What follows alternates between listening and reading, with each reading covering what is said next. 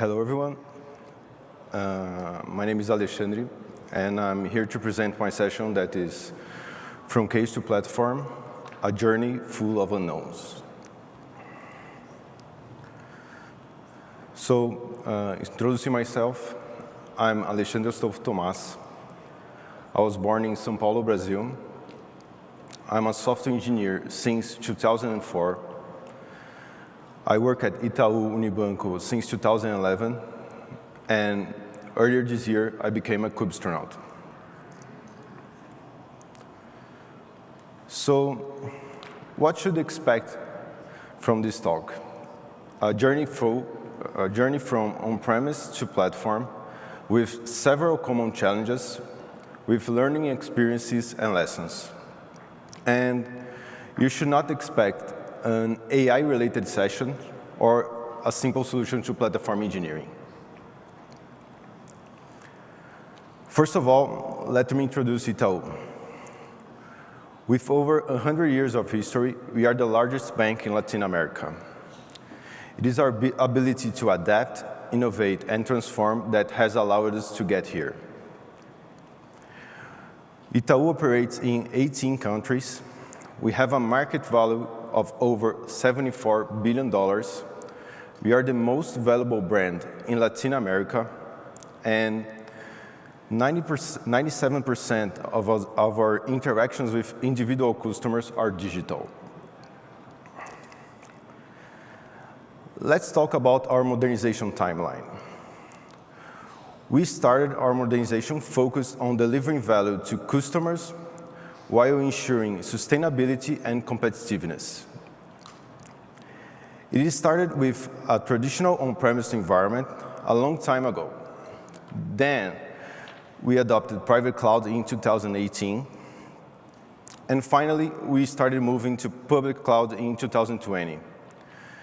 It's important to mention that Brazil's central bank regulated the use of public cloud by banks just in 2018. And highlighting the outcomes so far, we achieved 50% of our business services in the cloud by the end of 2022, 65% by the end of 2024, and we have the goal to have 100% by the end of 2028. So the point A represents the beginning of our journey by the early 2010s. A company that owns a data center has lots of silos and challenges to address business goals. And our target is to be in the point B. That is a customer-centric company with unified platform that provides developers with consistent, reliable, and scalable environments. Let's dive deep on point A. So the key challenges were, there were tons of applications running on virtual machines under virtualization software, and you already know that this is really hard to fast scale. No pipelines, lots of sweat and effort, each team with its own knowledge base for building and maintaining apps. A small number of changes or updates per week, few or none automation, and silos everywhere. The consequences of these challenges were the business impact on product value delivery, the effort of developers to create and maintain applications, and of course, the quality of all deliverables. And now, let me share with you the envisioning of point B. Our goal is to have an unified developer journey with cross-functional collaboration. This means that teams working together from ideation to deployment. To have empowering teams with a consistent platform experience. So a reliable platform can enable both developers and business teams on creating more and more business value. A cost optimization through shared ownership. So the importance of connecting both developer and business owners to address business sustainability. Scalable solutions driven by business needs. Here we can watch the power relation between business demand and technology scalability. And flexibility to innovate across domains. The ability to address several use cases from the smallest prototype to the highest performance application demand. Getting back to our modernization timeline, we are at this point today. And now I want to highlight some of our achievements so far. So, over our transformation journey, we integrated multiple disciplines like design, technology upgrade, products methodology, and data. We combined method and artificial intelligence, and always focus on quality, efficiency, speed, and hyper-personalization. All this together, with our customer centricity purpose, led us to some outcomes. So we have a 99% of reduction in high-impact incidents, over 2,000% of increase in technological change and updates, and a 45% of reduction of costs on transaction. And we still have a lot to overcome.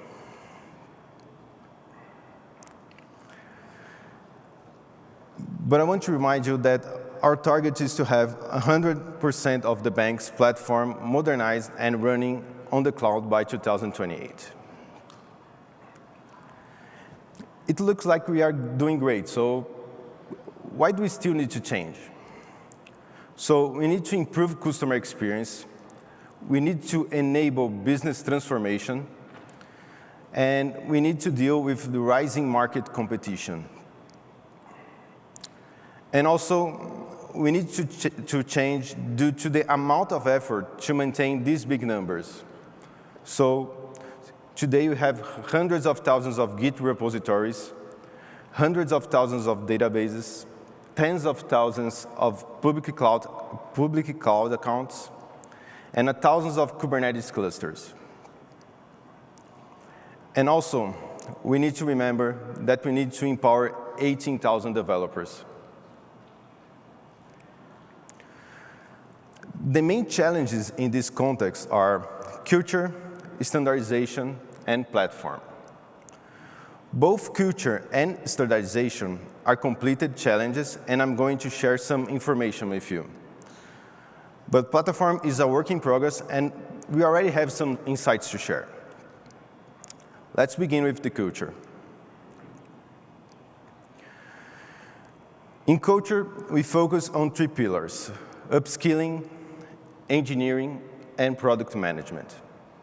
In upskilling, we created one of the largest public cloud capacitation programs in the world, and an internal capacitation program called Tech Experts, where Itaú engineers, or as Itaubers, as we call it ourselves, Itaubers are responsible for training other Itaubers. With this, we achieved our well-known public cloud proficiency. In engineering, we focus on talent retention and acquisition, and restructure the technical career model. This enabled a shift toward more senior roles. And in product management, we improved our customer centricity mindset, focused on outcome-driven roadmaps, and had full executive sponsorship. This led us to better decisions and better outcomes. So with all this together, we achieved a global NPS in excellence zone, with 69% of our business segments and products also in excellence zone. Just remind you that it means NPS over 70. Now, let's talk about the standardization. When we face standardization, we choose to define a better application development landscape, and we structured the front-end, back-end, and analytics stacks, and we implemented building blocks. Here, we have a structure to define a landscape as we did. As we standardize development tools like the IDEs and editors, the version control, and the package managers, it enabled a better developer productivity. This is a very common solution for standardization, so we took a step forward. It was important for us to standardize other things like the building and CI/CD tooling. The adopted tools had the efficiency and scalability to enable better maintainability. As you can imagine, the amount of artifacts that 18,000 developers can produce is huge. We experienced the same challenges when we standardized runtimes, security and compliance, and of course, the monitoring and observability stack. And the key benefits were we enhanced developer productivity, and we had a better maintainability and scalability environment. Moving our focus to the stacks and the building blocks. So we defined a front-end stack with mobile for Android and iOS and web using React and Angular. Also, a back-end stack using Java, Kotlin, .NET, and Golang. And since we have a lot of data and we are focused on data analytics, we defined an analytics stack with Python and Spark. All those stacks implement standard building blocks that enable faster development and reuse. For instance, authorization and authentication, routing, caching, observability, events management, and so on. And the key benefits were cost efficiency, stronger security posture, easier governance and compliance, and better collaboration across teams. This way, dealing with a library vulnerability is better and simpler. And if you need to change teams, your onboarding is facilitated since you are familiar with the building blocks that they are using. So let's talk about our main challenge, creating a platform. We decided to create a platform we focused on these targets: to enhance developer experience and productivity, accelerate delivery and time to market, improve security and compliance, scalability and reliability, and cost optimization.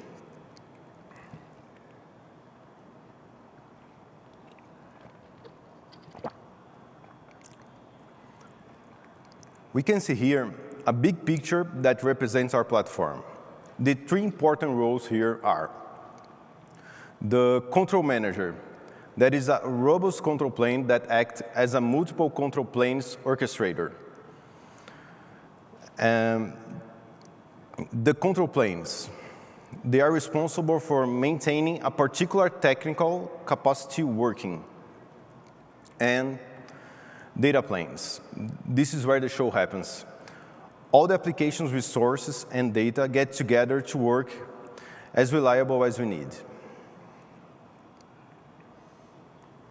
So the strategy behind the control manager is to have the most reliable platform, so we adopt these pillars. We use a cell-based architecture with a multi-tenant strategy in a multi-cloud environment. It is, of course, Kubernetes-based, and all services are built using Golang. And what about the control planes?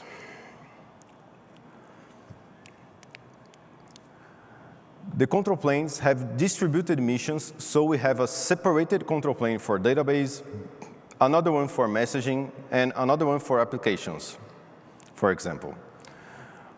All the control planes follow the same design pattern, and as you can see, it is a lot based on a Kubernetes control plane, with the API server, the scheduler, controllers, state store, and so on. The pillars for the control planes are, they are distributed multi-tenant, of course, Kubernetes-based. they use the Argo stack, the Crossplane, and Golang. When I say here flavored Crossplane, I mean that they are specialized providers for the control plane's purpose. For example, as we can see here, the application control plane has Kubernetes providers and some custom app providers. And the database control plane has the SQL database and NoSQL database providers. Last but not least, we have our data planes. I'm going to explain more about the application data plane because it's the most complex one, but it's important to notice that each data plane account is responsible for only one type of resource. For example, a data plane account for containers on a Kubernetes cluster, a data plane account for databases, and another data plane account for messaging, to name a few. So the main pillars of the data planes are, they are stateless, isolated, elastic, on-demand, and they have their lifecycle automated. Let's focus on the application data plane. It has multiple Kubernetes clusters. Each cluster has multiple namespaces containing each one its own business service. And each namespace has everything it needs for the business service to work. As we can see in the picture, the namespace has some capabilities like API exposure, service mesh, and others like backup and restore, and so on. So, what have we learned so far? What should we know before platform engineering us? First of all, adopt open source software. The open source project may not attain 100% of what you need in your mission, but it can definitely accelerate its development. And of course, with open source software, you get all the power of the community. I brought here one example that is Project Canoe. Canoe is an open community collaboration with the goal of helping facilitate platform engineering through the sharing of guidance, tooling, and reference architectures. So if you want to take a shortcut into the IDP world, you can start here. Second, every initiative has some haters, and platform engineering is not different. You will probably face some people that don't understand or agree with the initiative. The best outcome that you can have is to transform your non-supporters and detractors to advocates and promoters. But how? Put yourself in their shoes and try to see things from their perspective. Not just they can have great insights for your application, but also they can become your best promoters. And third, don't overthink. It's important to find the sweet spot between the MVP and the perfect product. Choosing a good MVP is related to your faster learning. What you learn may relate to technology or business, but above all, it teaches you how to address customer needs. And besides, the search for the perfect product can lead to tons of money flushed down the toilet. And since we are talking about MVPs and difficult choices, it's important for us to track technical debt, especially when related to architecture, foundation, and structure of your product. Summing up, we always need to keep in mind that platform engineering is strongly influenced by culture, needs high-skilled people, may face some haters, but definitely platform engineering will achieve your business goals. Thank you very much.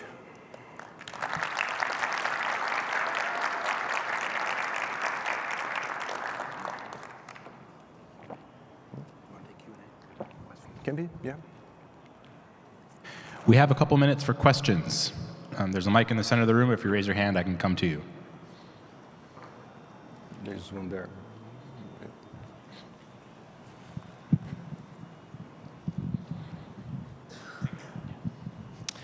So it's very clear what you want to accomplish, as you mentioned the objectives of this platform adoption journey. But my question is, how could you measure the success of this for any company that could identify with this project? For example, maybe your manager or directors would like to know how all these objectives and results translates to KPIs, for example, or how the customers are have benefit of the implementation of these tools, for example. Okay, great. Yeah, that's a challenge. So the question was about how to measure the benefits, right? So we are really a customer-centric company. Then the impact of the achievements of the platform they must be related to the impact for the customer, and the business value and the delivery velocity and every other things like that. So we are measuring this kind of KPIs. Great talk. Thank you, very informative. I saw 1,000 Kubernetes clusters, is that correct? Yeah. And you're consolidating them down? Great. I think it won't be a very healthy thing to do this just for one down. Today we are about to 1,300 Kubernetes clusters, and we are probably doing a centralized approach, but by business criticality. So there are less critical business that we can move all together, but it won't be an approach for critical things. So probably gonna shrink to about 100 to 200 clusters of data plane clusters. We don't have the actual number for the control planes ones. Okay. Hello. Hey. Yeah, great talk, and obrigado. Opa. Anyways, we usually hear that the IDP should abstract cloud complexities from developers, but you mentioned that you guys took not the opposite way, but a different way. That is, empowering developers with some cloud proficiency. How was that decision? How broad was this adoption, like this learning process for all the developers? And they don't have enough already? I mean, they need to learn languages, frameworks, anyways. And all the things, right? Exactly. So let me get back to, let me see, it's easier this way. So our timeline. Here. So when it was like on 2018, 2019, we need to make a choice. Like, should we centralize everything and make it like the platform first, then enable business in public cloud? Or the approach that we took was, okay, we need to enable developers for being able to lead with some of the complexities in the cloud. And this took us at the point that we are here. Like this approach, like the centralized approach, took us where we are here. But as I mentioned, like we have like different types of clusters with different kind of stacks and other things. So that's why we decided to change again for a more centralized approach with all the learnings that we had. Right. Okay, I think that's all the time we have for questions. Alexandre, thank you so much. All right, thank you.